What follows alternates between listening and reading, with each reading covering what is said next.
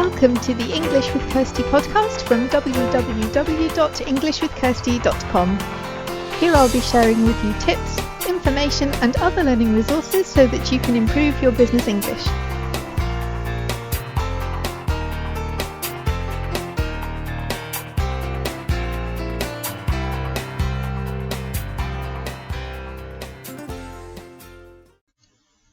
Hello and welcome to episode 67 of the English with Kirsty podcast.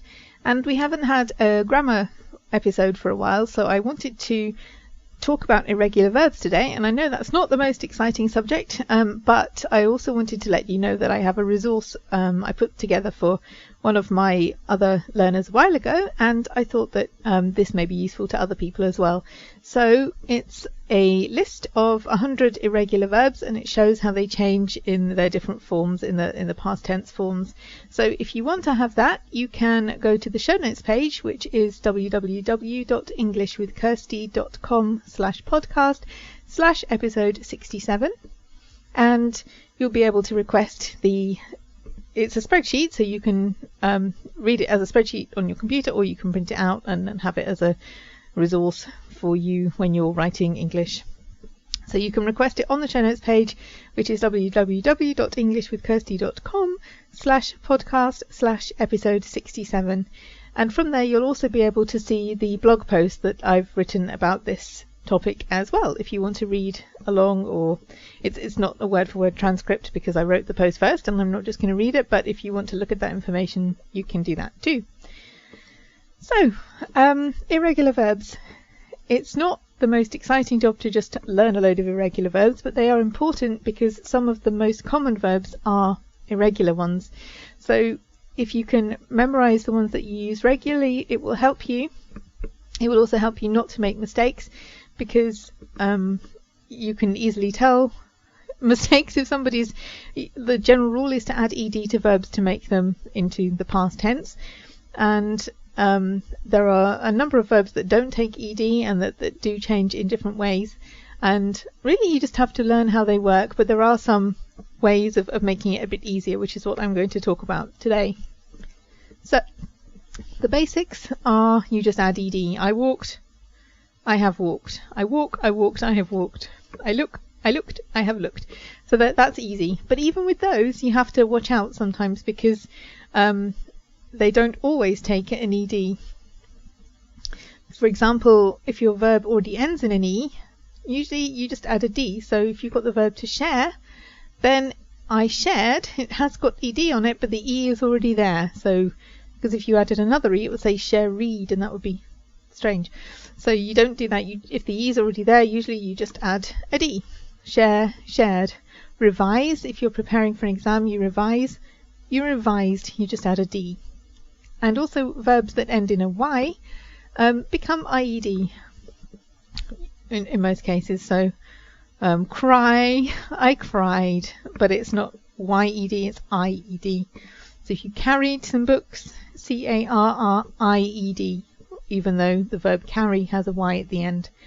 So even regular verbs, just watch out for things like this, because there are some slight changes to the way that you make some of the regular verbs into their past tense forms. So irregular verbs, it does look as if there are no patterns to them, and sometimes it helps if you try to group ones that are similar if you're learning them. Usually it's most important to learn the ones that you're using, because if you need it in a sentence, you're more likely to remember it. But I just wanted to point out some patterns that exist in case you wanted to group them and learn some groups together. So there is a group of verbs that don't actually change. They don't have a past participle that's different from the actual verb. So to cut the grass, I cut the grass every week. I cut the grass yesterday. I have already cut the grass this week. They don't change at all. And there are a number of verbs, not many, but there are some that behave like this. Like set. If you set up a meeting room, for example, it's not setted, it's just set. You set it up yesterday. If you shut the door, you have shut the door. That doesn't change as well. So verbs like set and shut and put doesn't have a past tense either. Spread, hit, cost, split, and that's the one that I often see mistakes with cost. You can't say it costed, it cost. If you're talking about the present tense, it costs because you add the s, but something, if you're talking about how much you pay for something, you just say it cost. It's not costed or anything like that. It doesn't change at all. So yeah, there are some words like that don't change at all. And sometimes that they're irregular, but the simple past and the past participle are the same. So leave, for example. Leave, left, left. She has left the office already. She left the office 5 minutes ago. Often the simple past and the past participle are the same anyway, but they're not. These don't follow the general rule of adding ed. So if you learn one, you know the other one. So left and left and has left are the same. And there are some others that do this too. There are quite a lot of them that do this, but some examples are, so from bring we get brought, and it doesn't matter if you say I brought you some flowers or I have brought you some flowers, it doesn't change. Build, you just change it to a T, so built, but it doesn't matter if it's in the simple past or the past perfect. Built, I have built. Feed becomes fed, and then fed, that doesn't change either. And make is a really common one. Make becomes made. But it could be I made a cake yesterday, or I have made good progress with this project. Either one is going to be made. So there is a group of these, and you don't have to learn two different words. As long as you know one, you know the other, because it doesn't change. So that's quite useful to know that with some you just have to learn one extra word and not two. And there is a couple of verbs that have this language pattern. So they're verbs which have an I as their main sound, and in the simple past it becomes A, and the past participle is a U. So for example, drink, I drink, I drank, I have drunk. I begin, began, begun. Sing, sang, sung. Ring, rang, rung. There are not too many of these, but there are a number of these that follow this pattern where the I becomes an A, then a U. And some of them, instead of adding a D, they add an N.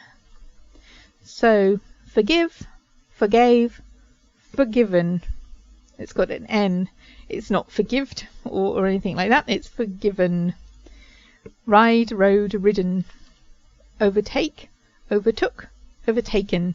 So you see, instead of anything to do with a D, it's an N at the end, and there are a group of verbs that do that too. And some of them, if you know how the end part of the verb behaves, you'll know more words that are connected. So for example, if you know that here becomes heard and heard, over here will behave in the same way. So over here, overheard, overheard. And if you know about understand, understand, understood, understood, it becomes misunderstand, misunderstood, misunderstood. So the verb will behave the same way, even if it's got some additional letters at the beginning. Some of these you can learn because you know part of the verb and how it behaves, and then you'll be able to know longer words and how they behave. Give, gave, given. Forgive, forgave, forgiven.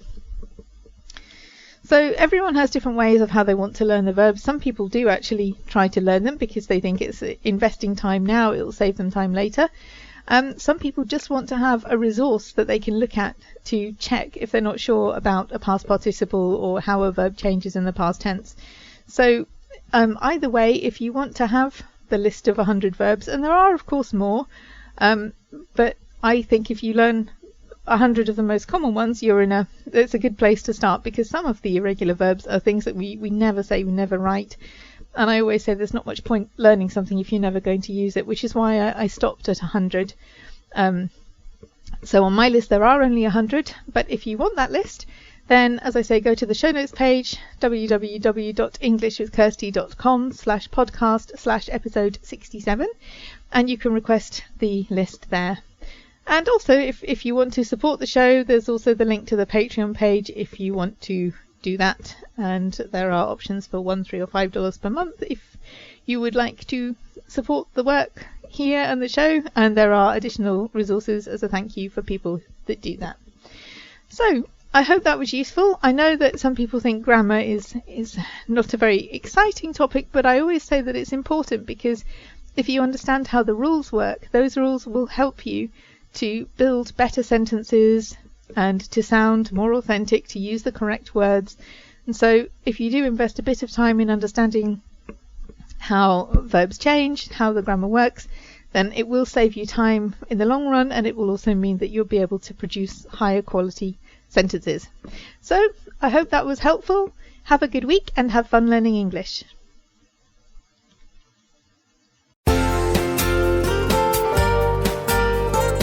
I hope you enjoyed this episode of the English with Kirsty podcast. If you have any questions or comments, my email address is kirsty@englishwithkirsty.com, or you can go to www.englishwithkirsty.com/podcast, where you'll find information about the individual episodes.